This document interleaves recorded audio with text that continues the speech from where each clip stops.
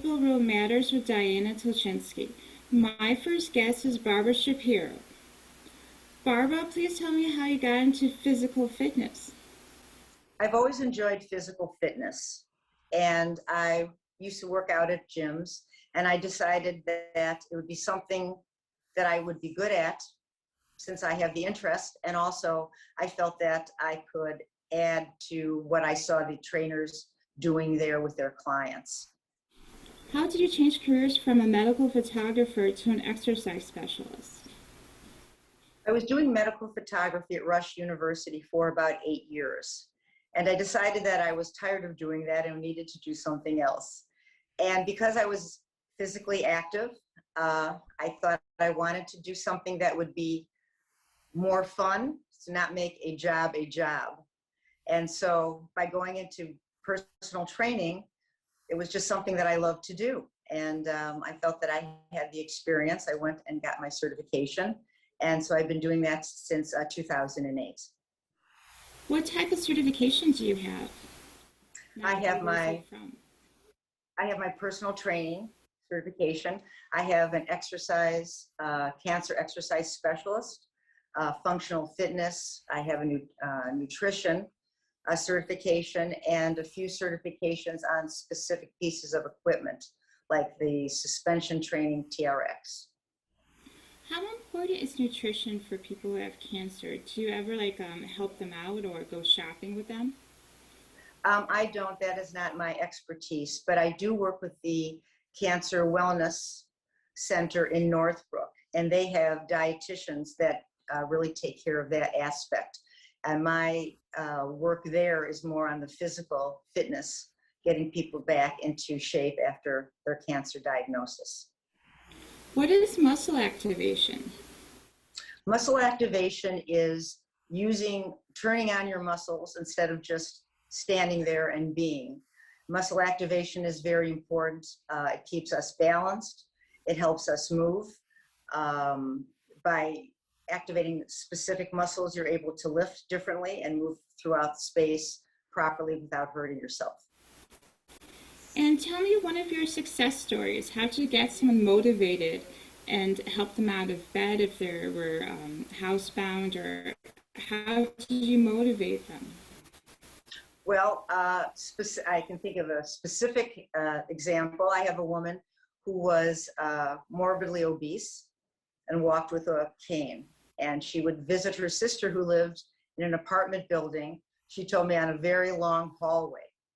She could never walk down the hallway without stopping and leaning against the wall. But after working together for a while, and she knew how to use her body a little bit better, we worked on endurance, and she was able to walk all the way down to her sister's door. She was very proud of herself, and it was quite a wonderful thing for her to do. For one of your clients, did you lose a lot of weight, or successful stories about losing weight or balance again? Well, people who have, especially the people who are at the Cancer Wellness Center, who have lost a lot of muscle tone, once they have regained some of that, so that is a success story right there, that they can lift things and move around, have better balance. We do work with balance, all that stuff. It all works together. And tell me what's a typical session like, a physical fitness session with somebody who had cancer, for example. How long are the sessions? We work between a half an hour and an hour. We work on balance. We work on strength training. We go through the entire body, do a full body workout at their level, stretching. So we try to get everything taken care of as far as going through the entire body, working out, and again, at their level, and we try to advance as they're ready to do so. And how often do you try martial arts with your clients, or tell me about martial arts with you? I've been training in the martial arts for about 30 years. It's Shotokan karate. There are some clients who like to learn that, so I do teach karate to them. We work on punching and blocking. There are certain forms that we work on. Karate is great. You have to use your balance. You have to use your muscles. You're turning quickly. You have to lock it down. You have to move. So it's really a great thing besides cardiovascular workout. Have you ever run a marathon, for example, or what was your running time? I used to run, yes. I ran the Anchorage Marathon through the Leukemia and Lymphoma Foundation many, many years ago, which was quite rewarding. I think one was enough for me. I just sort of wanted to try one and see what it was like. We trained, that was a wonderful program because you work with trainers and they taught you how to prepare properly for something that grueling. And how long did you compete with that race? What was your time? Do you remember? Actually, I don't remember, but for my age group, I did fairly well. I didn't run the entire time. I ran as much as I could, and then it was more of a walk run. There were a lot of hills and all that kind of stuff, but it was, as I said, very rewarding, and just to give yourself a challenge and a goal and to make that. And where did you grab your undergraduate from? Or where did you attain your undergraduate? Oh, I went to the University of Michigan in Ann Arbor. Oh, nice, nice. What was your concentration? Elementary education. Uh, and what happened your last semester in school? My last semester in school? What passion did you? Oh, Yes. I found photography. Oh, And so what I nice. did was I found photography, and that's when I became a medical photographer. When I came back to Chicago, I was fortunate enough to find that job. They were looking specifically for female. They had 3 male photographers. So this was wonderful. It was great teaching, and I learned quite a lot. Do you take mammographies or other type of photos for people, or tell me how was the process like? Are you talking about when I was doing medical photography? Yes. Yes. Well, what we did was made slides and prints for lectures and publications. I took photographs and also 16 millimeter film. This was way before they even had video. In the operating room, patient photography. We did photomicrography. That's like shooting through a microscope for slides. There was public relations, Oh, nice. the whole gambit of What was your photography there. favorite part of your work? What was the best experience you had in medical photography? Oh, I loved being in the operating room. It was phenomenal. Actually, my very first experience with open heart. So I was just an observer, and it was just incredible. So I really liked being in the operating room. Did you take weddings and portraiture, I maternity? did. When I left the medical photography, I started my own photo business, and I did weddings, bar mitzvahs, portraits, that type of stuff, which was great. It was mostly weekend work. So when I did that, I had 2 young children, so I was able to be home with them during the week, and I worked on the weekends. Oh, nice, nice. When did you start going to the gym? Or Wow. Probably as a young adult, I did that. do you see any like disadvantage of how the trainers were telling their clients? Did anybody get too pushy that you've seen in the gyms or non-effective exercise? This was my personal opinion, but I was a little disappointed in some of the things that I was watching. I didn't work with the trainer there. I did my own. But at the time I was looking for another profession. I wanted to move out of the medical aspect of photography. So I decided I would go into personal training since it was something that I loved, and it was more fun to do and not really thinking about it as a job, but to do something that I enjoyed, and I could work out at the same time. So it was like a double whammy. It was really wonderful. Oh, good. How important is macronutrients and portion control to clients that are middle-aged, for example, like in their 50s or 40s? Well, as we age, our body doesn't need as much food as we eat when we're younger. We don't burn it off quite so much. or quite as quickly.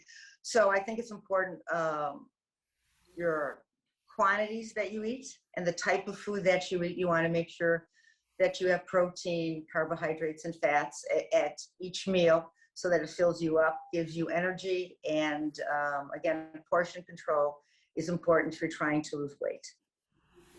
How is supporting? Like, there's Atkins, there's paleo, there's keto. Do you recommend anything or advice to give people to stay away from those fad diets? I think the best thing is the plan that you're going to follow. Um, Obviously, if you have specific medical issues, then there's some things that are probably not smart for you to do.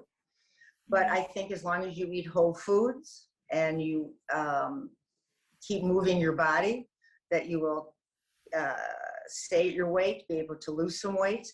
But it's important to stick with something that's going to work for you and to be smart about it. And if your body is rebelling in some way, it's telling you that what you're doing is not right.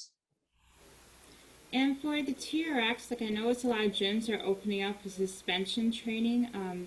Do you have any advice for people going into suspension with a TRX? Is there any exercise to do or not to do, or how long should you work out with a suspension training? Well, suspension training is wonderful. First of all, it's something that you can take and do anywhere because you just have to click it on, so it stays. The TRX is a wonderful piece of equipment. You can work out your entire body. You're really working your core because everything that you do, you have to balance and you use body resistance. The thing that's really nice about the TRX is that you can change the resistance as far as the position of your body so that you can work as hard as you need to and you can continue to challenge yourself. But it's a great piece of equipment to use, and anybody who is interested, if they have it at a gym, they should ask one of the trainers if they're not sure how to use it to show them. And do you do Pilates, like the core strength, or do you recommend Pilates at all for seniors? Um, I personally don't teach Pilates. I have done Pilates. I think that you have to be careful. I think the best thing to do is to work with someone to instruct you because the positions on some things, if you're not holding your core in appropriately, you can hurt yourself doing floor work. So I think it's always important if you're trying something brand new, if you're not sure, to work with someone who can teach you the proper positions and control. How important is strength conditioning? Like, do you recommend weights at all while walking? Or I've seen all these commercials for like 15 pounds and 20 pounds for women. Do you suggest to stay away from them or go into like those heavy muscle strength trainers? I think you need to use weight. But the first thing that's most important, or what I teach my clients, is body resistance. So you know how to activate your muscles, and you can get a workout. You can feel the resistance within your own body. Then when you pick up a weight, whether it's a dumbbell or bands, resistance bands, you still use your own personal resistance inside your body. The extra weight then would challenge you so that you could work harder.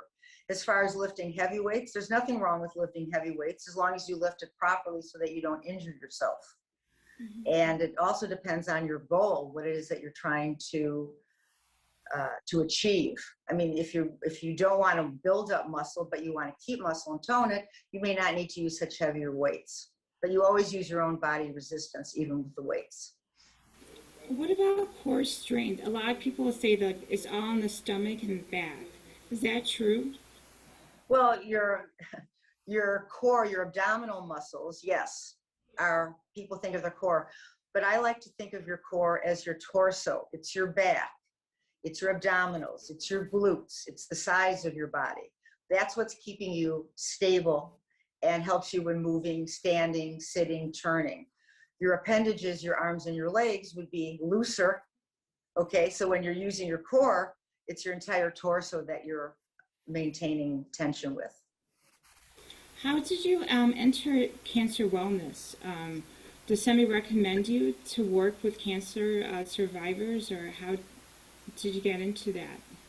Well, a friend of mine was volunteering there, and at the time I was looking to volunteer myself and give back. And she suggested that I go to the Cancer Wellness and see if I could offer my services. And I did in the beginning. I was just a volunteer sitting at the desk. After I got my certifications, they asked me if I would teach a class. So that's what I've been doing for about 15 years there. Working at the Cancer Wellness Center, but since 2008, doing the personal training. I also do one-on-one with clients. They can sign up for that, and then I can work with specific issues that they have. Obviously, during the pandemic, that's been put on hold. I'm hoping that when they open the center again, then I can go back and continue doing that. Do you have any tips for students entering physical training, or young adults into personal training, of what to do and what not to do? Well, if you're interested in following that road, the best thing to do, obviously, is to look at the different certifications, find out which works best for you. You can do things online. You can take courses when you're in college. Really depends on that. Then after that, I would suggest either working with someone in the business or going to a gym and working with other trainers that are there to see what's going on. I think the biggest thing, they're the problems that I see with younger trainers that are just beginning, if they, excuse me, have older clients, is the fact that they're not aware of what an older body is capable of doing compared to when you're 20 years old. And that's not to say that you can be in your 50s and you can do everything that a 20-year-old can do. It's just as we age, we have things that are more apparently perhaps breaking down slightly. So if somebody has bad knees, you have to take that into consideration. If they have a bad shoulder, they can't have them jumping, turning, twisting quite as much as they might have somebody younger who doesn't have any body issues. Have you seen anybody get injured or being pushed too far? I have, yes. Right. And in that case, hopefully the client will say something to the trainer if the trainer's not aware of what's going on, and just say, this is not for me.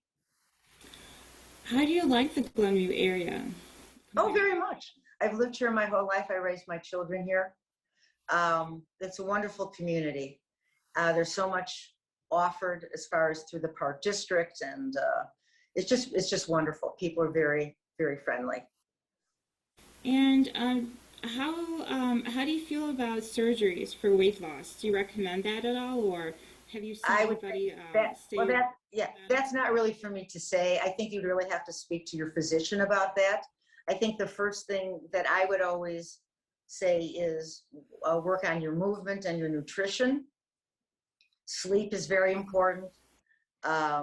Stress control, being calm in your body, all that really makes a difference on your weight. If that doesn't work, and let's just say you are very, very heavy, then that's something that you would discuss with your physician. And there's a lot of pros and cons with that, and so you have to see what works best for you. Have you seen anyone malnourished with these diets, with these smoothies, and have you seen malnourishment in cancer patients? With some cancer patients, yes, but it's not so much from their diet. It's more from the chemo and radiation that they're going through. I've been fortunate in as much as that none of my clients are in that position, or even healthy clients. No one is going on, crazy fasting.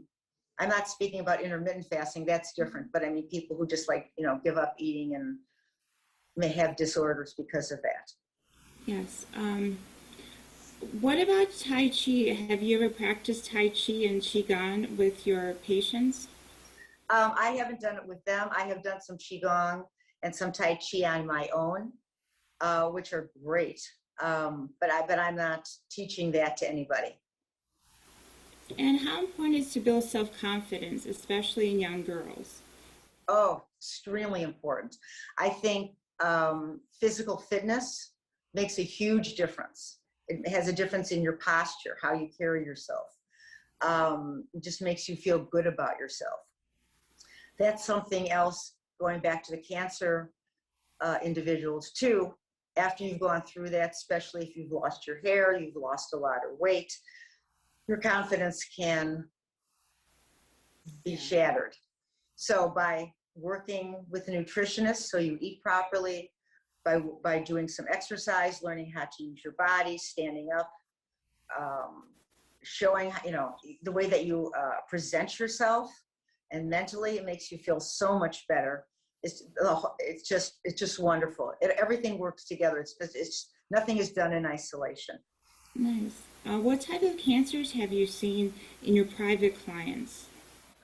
Breast cancer, ovarian cancer, a lot of abdominal things. Some of the men have had prostate cancer, but you know.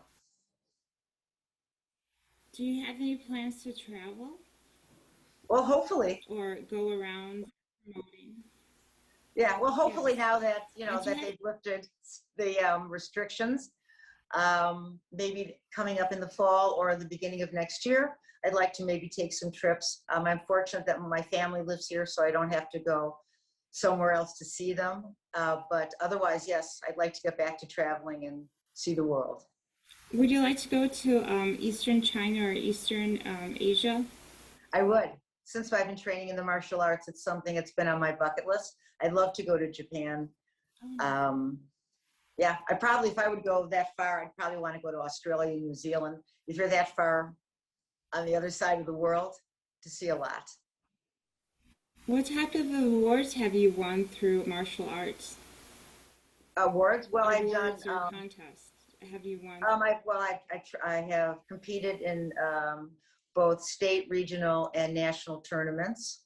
Um, I have done that for many, many years, and I have won national championships, both individual and also with a team of two other women, where you do the forms, you have to be together, it's all synchronized. So it was wonderful when I did that. And do you have any plans to expand your practice in physical fitness or have more classes? Yes and no. I know that doesn't really make a lot of sense. I'm sort of winding down slightly. I am taking new clients, but I don't want to work like a 40-hour week anymore. I've done that for a long time, so I'm sort of scaling back slightly, so I have a little more time to myself. I'm very fortunate that I have two grandchildren. I like to spend time with them. So in that respect, I don't want to be working all the time anymore. Thank you, Barbara Shapiro, for being on my guest. Thank you so much, Diana, for asking me. This was a lot of fun. My first time on doing something like this, so it was great. Thank you so much for thinking of me. Thank you for watching Real People, Real Matters. This is Diana Tolchinsky with Barbara Shapiro. Please watch us again.